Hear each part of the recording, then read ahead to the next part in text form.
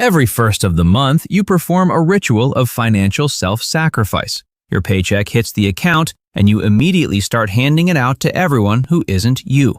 You pay the landlord, the bank for your car, the electric company, the internet provider, and 3 different streaming services you haven't watched since last Tuesday. By the time the dust settles, you look at the leftovers, the scraps, and tell yourself, this is what I get to save. But what if, starting tomorrow, you flipped the sequence? What if you committed financial treason? What if the absolute second your paycheck landed, you stole 20% of it and locked it in an investment account before you paid a single bill? You would trigger an immediate 60-day panic attack that mathematically guarantees you become a millionaire.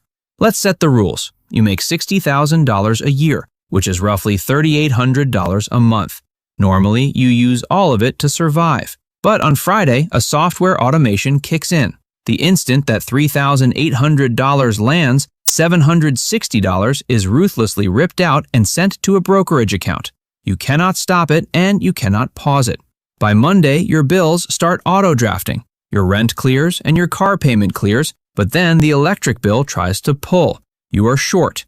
It bounces. The utility company immediately slaps you with a $35 late fee and a red-letter email threatening to cut your power. Your heart rate spikes. You feel entirely, hopelessly broke.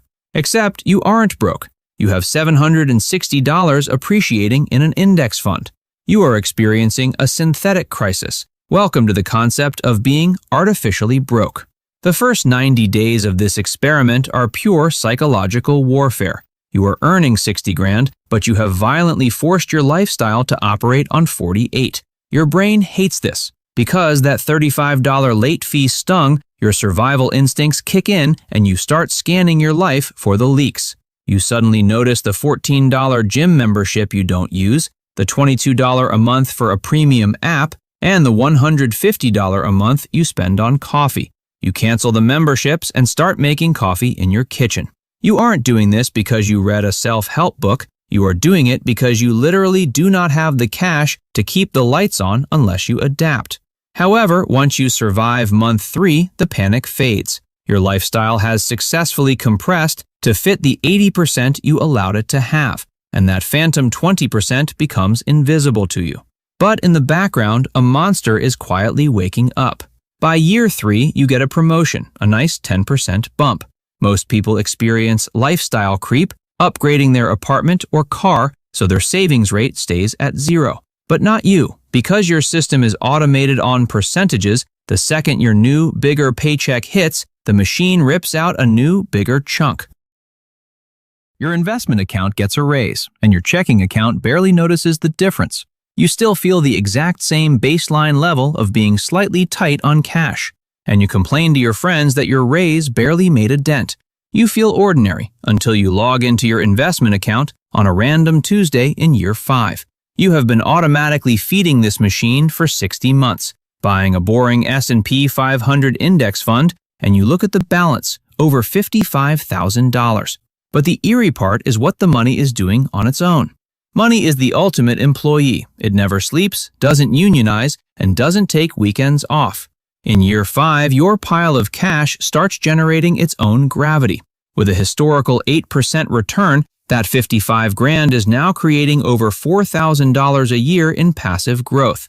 Your money just bought you a month of free time, covering your rent and bills for 4 full weeks out of the year without you lifting a finger. But that's just the warm-up. The terrifying crossover happens at year 10. You have built a fortress of over $140,000. Now the math gets violent. On a day when the stock market goes up by just 1%, your account balance increases by $1,400. You will sit at your desk at work and realize that your portfolio just made more money between 9:30 a.m. and 4 p.m. than you made working all week. Your money is now out-earning your labor. You are no longer just an employee, but the manager of a capital machine. And yet, if you look at your checking account, you still feel artificially broke. By year 20, the snowball is an avalanche. You have crossed the $500,000 mark, and the compounding curve has gone vertical. The interest alone is generating $40,000 a year. You could technically quit your job and survive forever on the budget you forced upon yourself 2 decades ago. But here's the ultimate head fake. The greatest reward of paying yourself first isn't the $500,000. The twist is what happened to your brain. For 20 years, you haven't used a budget, opened a spreadsheet, or agonized over purchases. Budgeting is a cure for a disease called having too much access to your own money.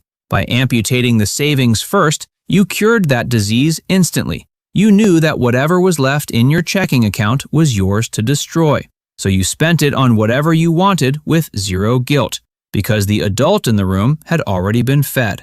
You didn't just build wealth, you bought total psychological freedom from money anxiety. Let's go back to month 1. That $35 late fee from the electric company, the one that made you question this whole experiment, that fee was the tuition you paid to learn how to survive on 80% of your income. It was the exact friction required to force you to cancel unused subscriptions, start making coffee at home, and compress your lifestyle. That $35 mistake funded the machine that eventually printed $500,000. It was the highest returning investment you ever made. You spend your whole life paying the bank, the landlord, and the utility grid, hoping they'll leave you a little slice of the pie. But the second you decide to take the first slice for yourself, the math of the universe changes. If you want to know the exact mathematical second you can tell your boss you're never coming back, the next step is running the simulation on the true cost of early retirement and discovering why the number you have in your head right now is a trap.